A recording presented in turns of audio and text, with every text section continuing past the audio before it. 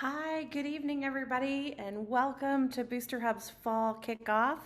Thank you for joining us. It looks like we've got most of the people that RSVP tonight with us. So if you haven't had a chance, we've got a poll up on your screen. If you can give us some answers to the poll, we'll kind of guide some of the content tonight along the way. Looks like we've got a really mixed group with us tonight, some athletic booster clubs, a lot of band booster clubs. We also have people from, it looks like 7 different states on the webinar tonight. So thank you so much for taking the time to join us. We also have a lot of our BoosterHub users as well as a lot of people that are new. So we're excited to have you. I'm Robin Eissler. I'm the team mom here at BoosterHub and the founder of BoosterHub. And also I'm a former Booster Club president. So I want to give a shout out to all of you, first of all, because Booster Club volunteers are the hardest working people on the planet. And we really appreciate all the time that you dedicate to your programs and your kids. And we know that our kids wouldn't have the great programs without all the dedication of the volunteers, so give a shout out there. So we're going to go over some things tonight. We're going to talk about some Booster Club best practices. We're going to talk a little bit about some BoosterHub tools that can help you achieve those. We're going to focus on communication and engagement.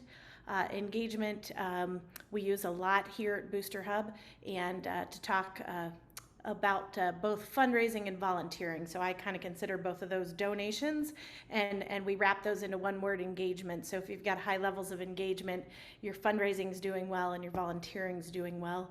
So we'll walk through some of those. We do have a live Q&A, and our team will be standing by to answer some questions along the way.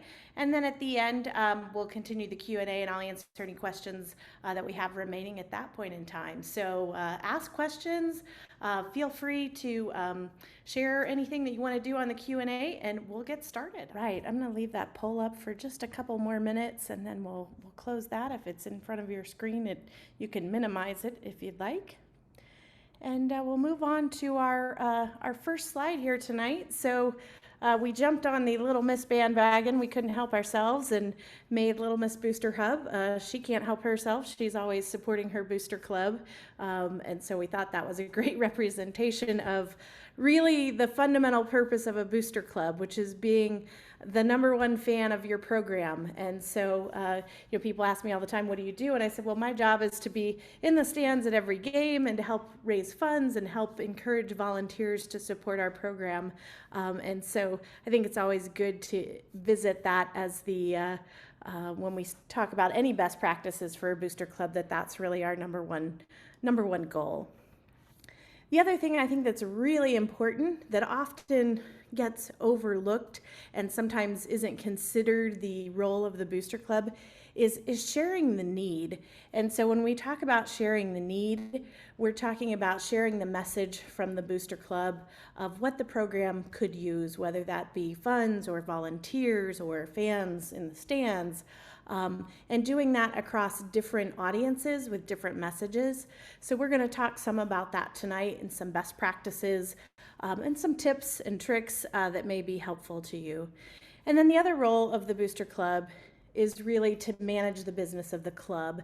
And so that's managing the volunteers, managing the fundraising, and making sure that you're keeping track of funds going in and out and ways to help encourage people to volunteer. Okay, so we were talking about what we're going to do tonight. We're going to focus on communication, engagement, and next month our webinar is going to do a deep dive into fundraising.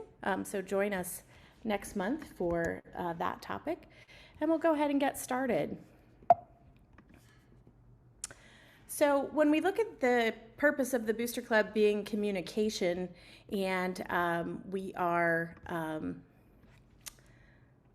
looking at the foundation of the communication, the foundation of the Booster Club, it's really communication. So you can fundraise all you want and you can ask for volunteers, but if you don't have a solid communication system, you're going to struggle with both of those needs.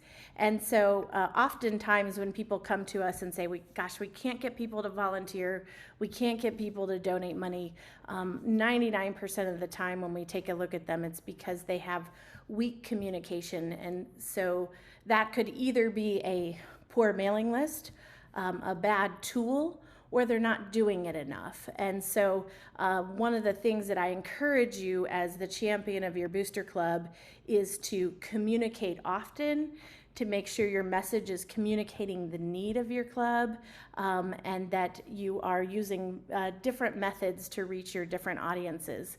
And we'll talk about some of that tonight. So one of the fundamental things you need to do in the communication is define the need. Sometimes people just don't know what it takes to run a marching band or to run an athletic program.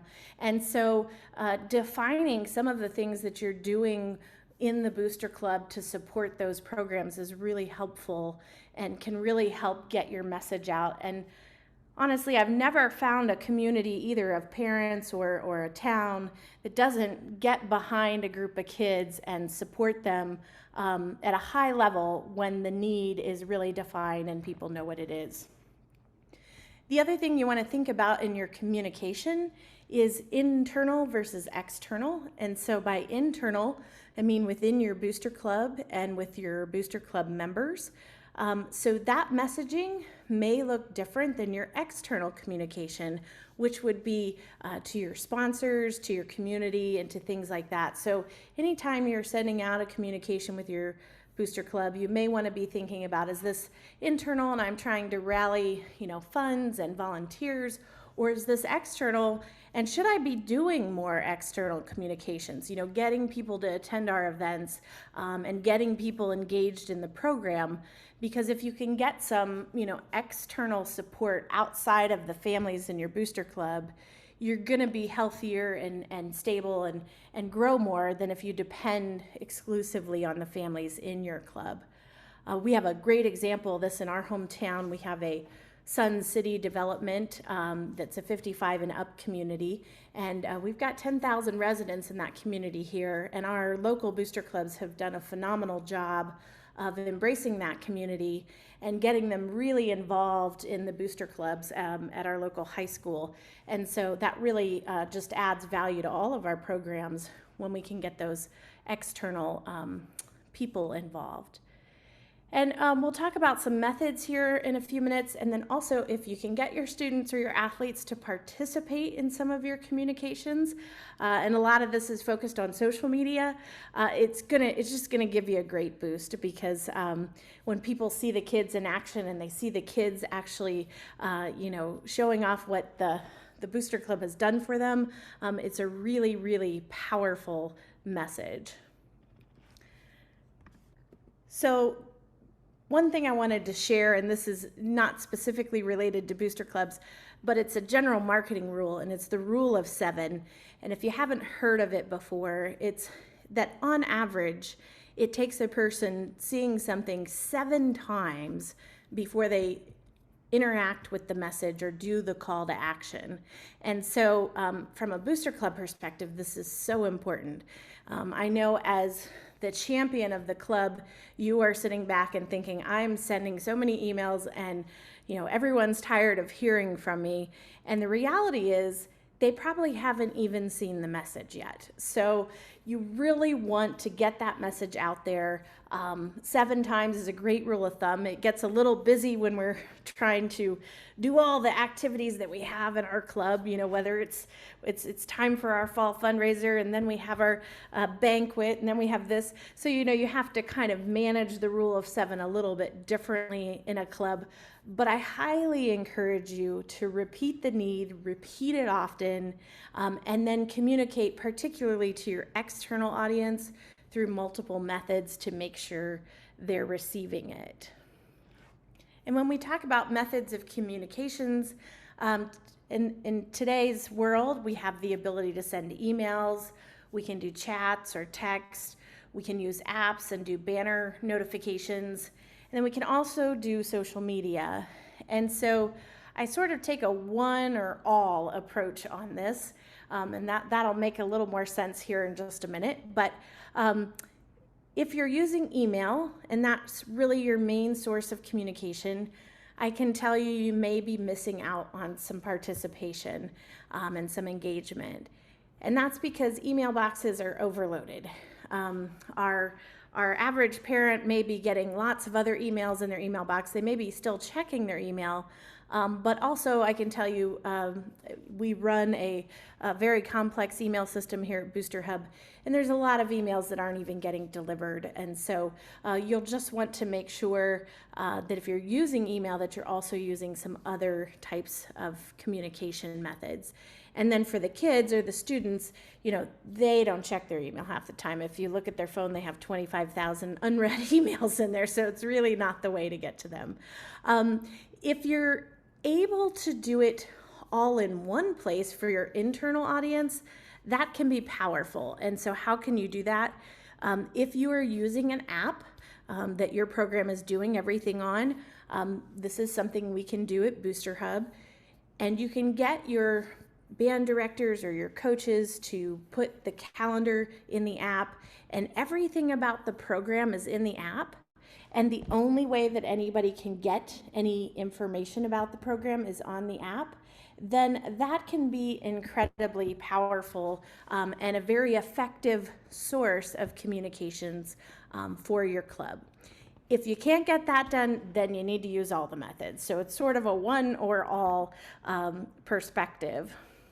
So in BoosterHub, we have about 4 different ways that you can communicate.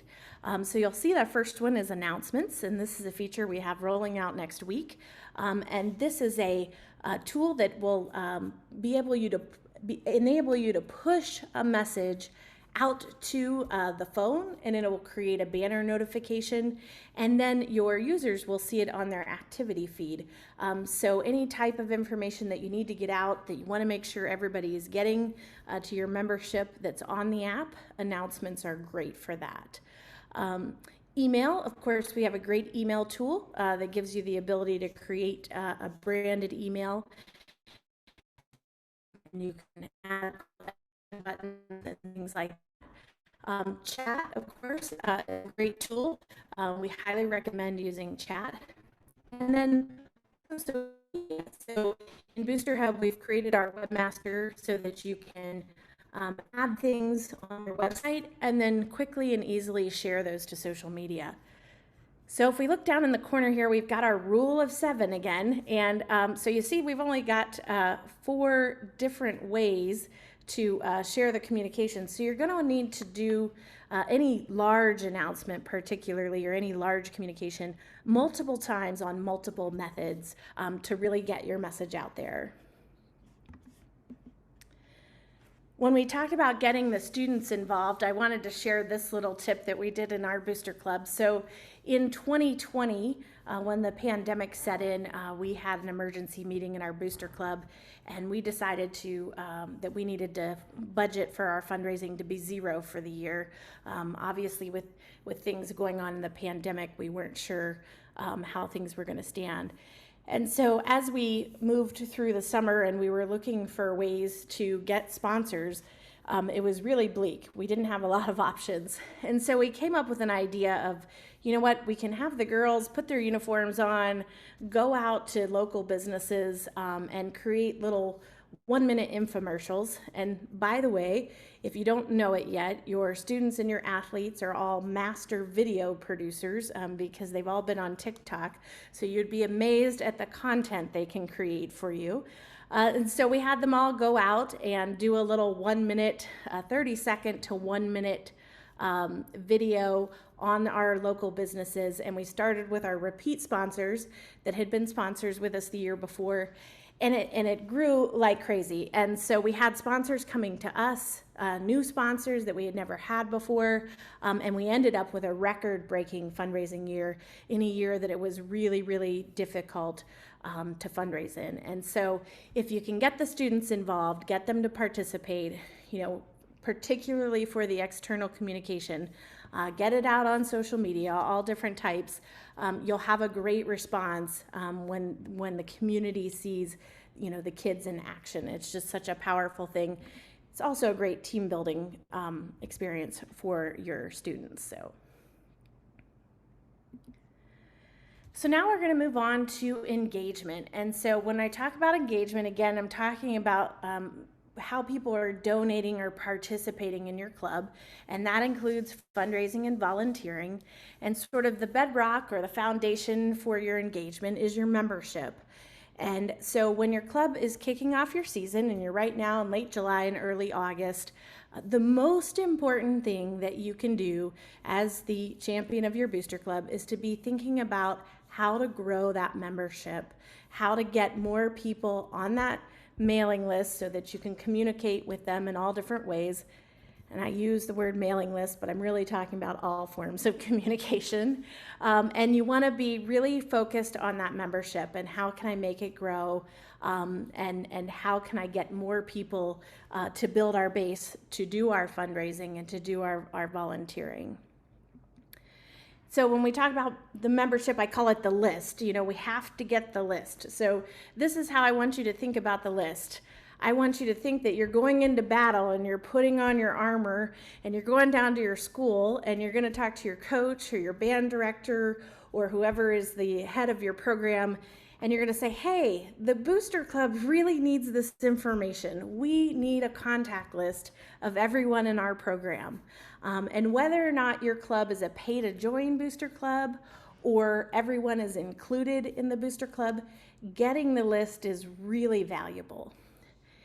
If you can convince your school or your school district or your coach or your director that you're using great communication tools that have, you know, spam tracking and things like that in them, then they may be inclined to give you that list. And that is just a gold mine for your booster club. You want to get all those people uploaded into whatever tool that you're using so that you can prepare your communications for the season. So in BoosterHub, we have a great way to get all of your membership in. So you can see on the screen, we've got either free members or paid members, depending on how you set up your program. And if they're free members, you're going to add them right to the list and they're going to be ready to go. And then they're going to get an invitation to BoosterHub. You'll hopefully get them on the app. And then you have multiple ways to communicate with those groups and get them engaged in their program. If they're paid members, then you'll likely want to push them through our registration process. And we'll move on to that in just a moment, but that'll get the people into the system. You can collect their information and then you can start communicating with them as well as collect their membership fee. So first, we're going to start with a program where everyone's included in the Booster Club. So if you're on the team, you're in the club kind of thing.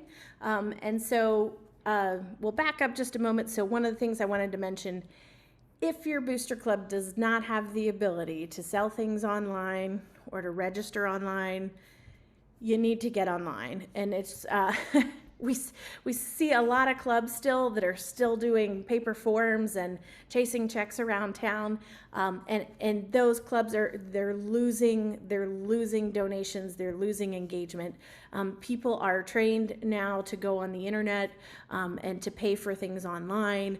And in fact, if they can't do that, they won't do it. So find a way to get online. BoosterHub has some great tools to get you online, including online store, online registration for your program, and ways to automate all of those things.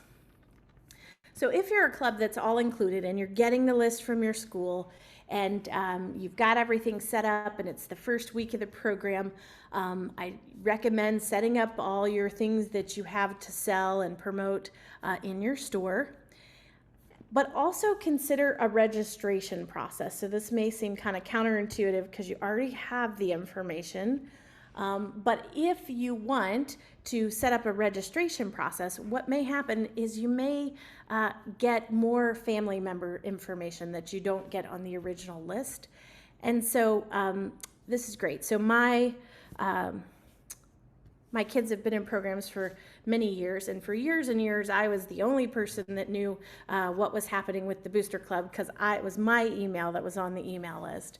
And so just recently, one of our clubs was using BoosterHub, and so they collected all the information, and so my husband's email got on the list. And what was amazing is he finally knew about all of the events and everything that was happening in the Booster Club. So again, we grew the audience, which is a great thing to do.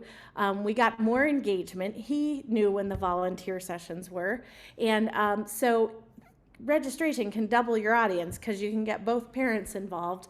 And I find that sometimes one parent won't be interested in volunteering, but another one will. So consider that. And so if you can put all the things that you're needing your parents to do, so it's the first week of the program and you need them to buy their t-shirt and you need them to do any mandatory fees that are due and any optional fees, consider building out a package so that the parent can go online, they can buy one thing, and it covers all the items that they need to do. We've got a program here that does that, and I'm going to switch screens for a moment and show you one of our live clubs here. So we're in BoosterHub here, and we'll go over to one of our clubs. So this club has set up something called their fan packages, and what these fan packages do is they include everything that's mandatory and a lot of things that are optional that your parents may need or want to buy. And so they've added all these items in here, you know, the yard sign, the concession buyout, tickets to all of the events, t-shirts, and they can select their sizes, they can put their name information in, and all of the information in the package. And then a great fundraising opportunity here is to add a donation to the package. So the parent has the convenience of writing one check for the whole season, getting everything done at once, and then they're giving you a little extra donation. So if you put it in the package, a lot of times people just buy it. If you make it optional to make an additional donation, I find they don't always do it. So putting things in packages is a great way to get people to buy more things, to kind of front load all of your items at the beginning of your season. In the BoosterHub package feature, what it will also do is it will give you an inventory of all these items individually as they've sold, and also put these in the appropriate accounting account as they sell. So your concession buyout will go to concessions, and your tickets will go to the banquet, and those types of things. So it's a nice feature to make it easy for your families, raise some extra money, and kind of get them to do everything at once, so you don't have to continue to get them to do the yard signs a week after they try out, and then the next week you're doing the t-shirts. If you can put it all in one, it's a great option. We are going to go back over to our slides. And the other thing on that is think full season. Think, what do we need everybody to do? There are some people who want to make one payment at the beginning of the season. So think of, if we included everything for the season, what does that look like? And you may not have everybody do that, but you will have some. And it's a great way to get some cash flow at the beginning of the season, and get a few people who are completely done for the whole season.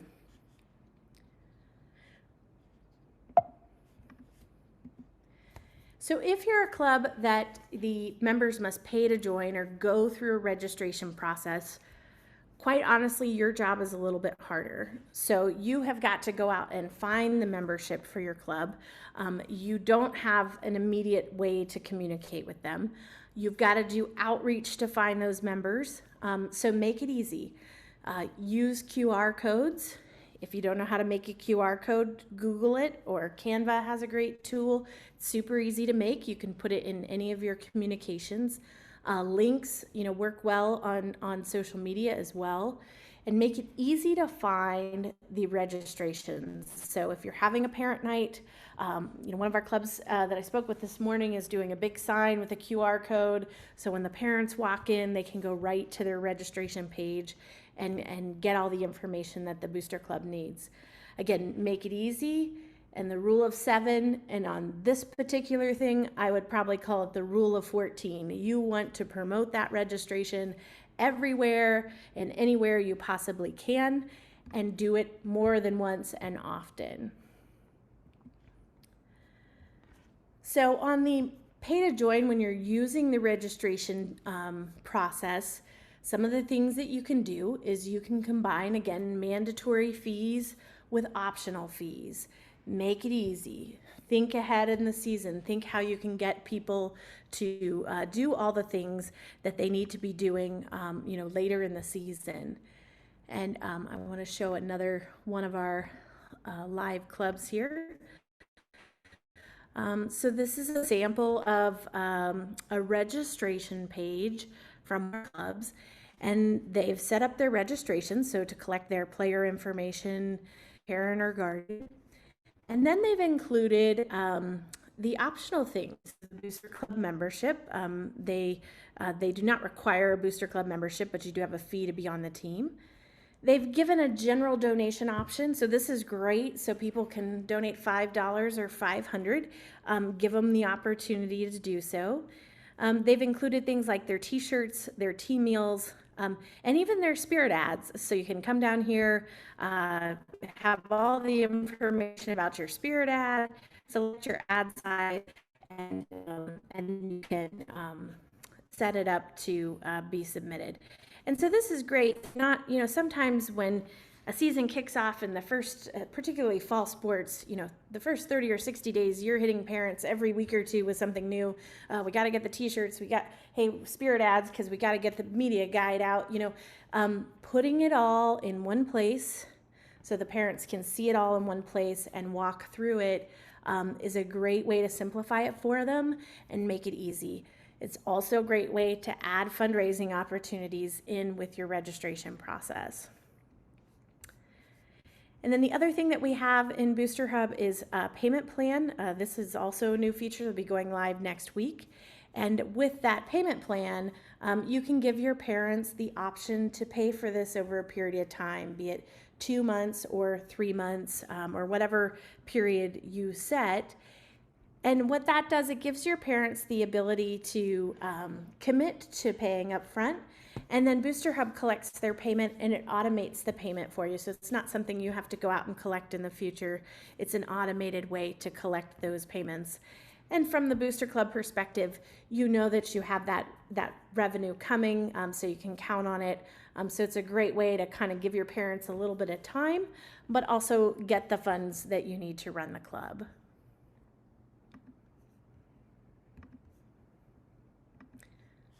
We'll go back over to our slides. And so now we'll talk about the other part of engagement, and that's volunteering. And volunteering is so important. It's a foundation to all of our booster clubs. And I find that sometimes we may not be able to get everybody to fundraise or donate their money, but usually getting them to donate their time is doable. So I like to focus on volunteering and getting everybody involved in the club. And so again, this is something where you have to define the need. The communication behind volunteering is essential, and it just doesn't happen without good communication. And so from the champion of the club's perspective, explain why we need 40 volunteers for an event. Those people that have never been to a band event don't know that they need somebody to drive the semi truck to pull the trailer. They don't know that there's somebody that needs to man the water jugs. So be sure to communicate in your initial volunteering calls that there's really a need here, people. We can't do this show without a lot of volunteers on the ground. One way to really boost your volunteering, particularly if you're a new club or you have a lot of people new in your club, is to connect the people. Create a community in your booster club. So you may want to host like an icebreaker event early in your season where people can get to know each other, make connections, and then put out your call for volunteering. We find that clubs where people know each other have a much higher rate of volunteering. And so people that don't know anyone in the club may hesitate and not volunteer as quickly or as easily. So it's just something to think about. So it may be effective for your time to create a little meet and greet at the beginning of the season. And also make it easy. You don't want people to have to chase volunteer slots. We've got some points on the next slide that we'll talk about here in just a minute. And then again, the rule of 7. You've got to communicate that volunteer need. They've got to see it 7 times. It can be hard with volunteering because if you have sessions every week, you're going to feel like, oh my gosh, I'm asking people all the time to fill these sessions. And so my suggestion is to try to get your volunteering filled early in your season and do like a volunteer drive where you're trying to get all of your slots filled in the beginning part of your season. And then you won't have to do as many communications in the later part of your season because you'll have a lot of your slots filled early on. And so as we just talked about, volunteering is, enter the slots early. So if you can, this is powerful. If you can load all of your volunteer slots for your season before your season kicks off and before your parent night, if you put them in BoosterHub, you're going to get a count and you're going to know exactly how many there are. When you go into a parent meeting and you tell somebody it takes 3,000 volunteer sessions to run our season, and we have a club of 300 people, so that can give you some idea how much everybody's going to need to volunteer to get this done. You've got a great metric, and people understand metrics and numbers. And so when you can communicate it to them that way, rather than we need more volunteers for Friday night, we need more volunteers for Saturday, we need more, there's just this ongoing need. If you can start out with the big message, this is powerful, this is how many people we need, it really gives people a sense of the whole concept and makes them feel a little more obligated to get out there and help. I definitely recommend using a volunteer tool. BoosterHub has a great volunteer app. It's probably one of my favorite pieces of BoosterHub. The nice part is if your members are on the app, they're going to open the app and click on the volunteer button, and everything that they've volunteered for is going to come up at the top. It's open and available will come at the bottom, and the user can simply click a button and it's going to assign them to that slot. It's also going to create an automated series of reminders for them, and just makes it so easy to get people scheduled and in your club and ready to go. It's also visible to everyone, and people can see who the other volunteers are, and that makes people, we talked about connecting the people.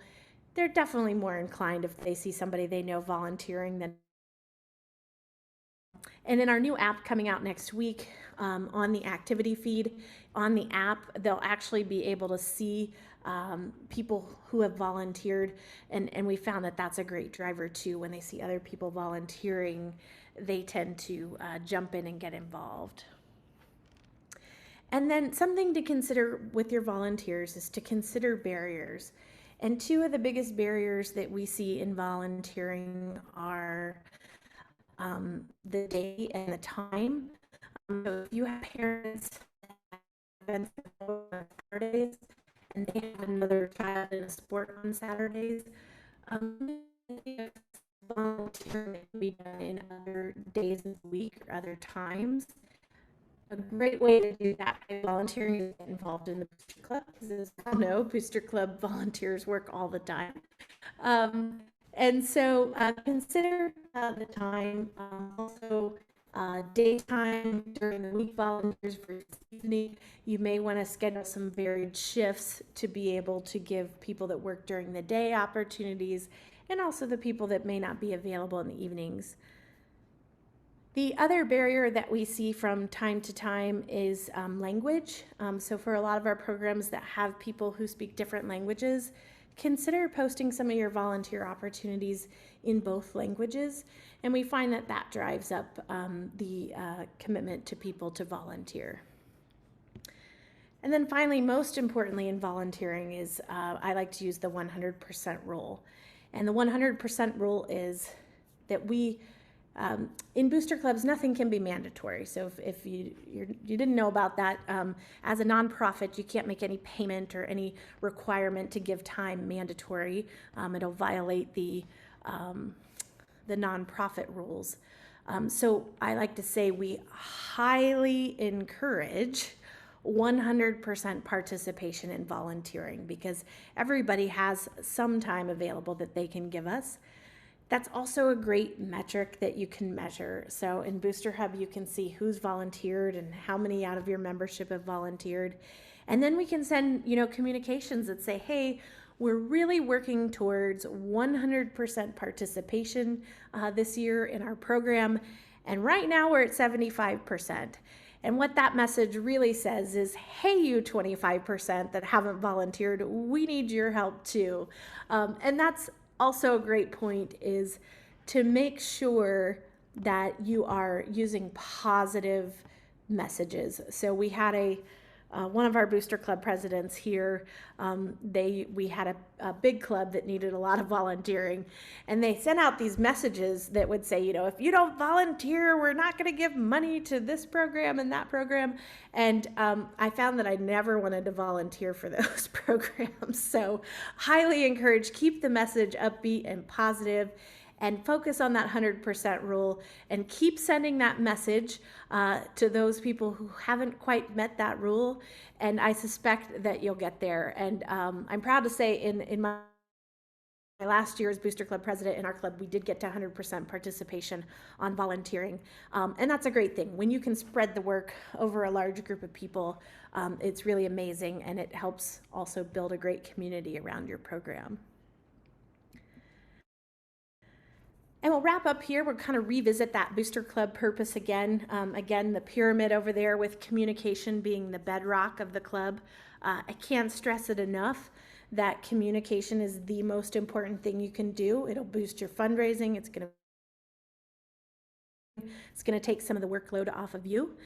How much is too much? Well, I'll tell you, in 2020, when we were doing some of that promotion, I said for our fundraising, a mom of a competitive volleyball team called me and she said, Robin, I've got to tell you, you guys are pushing your fundraising so much that I feel like I'm supposed to click the donate button and donate to your program.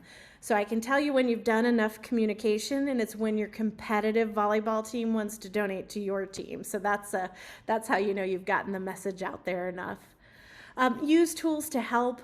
There's a lot of tools out there that can help you with all the things that you're doing in your Booster Club. Of course, I'm a little partial to BoosterHub. I think it's the best tool.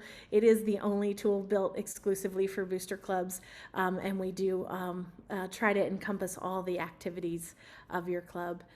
And then most importantly, spend more time being the #1 fan of your club. Get out there, cheer your kids on, do the great things that you do, and really get out there and enjoy this great time with our kids doing all these awesome activities. And one more reminder, don't forget the rule of 7. It's really important, and you can't overdo it. As the champion of your club, you're never going to be sending too many messages. So we're going to wrap up here. We're going to keep the Q&A open for about 10 minutes. So if you have any questions that we didn't answer during the webinar, let us know.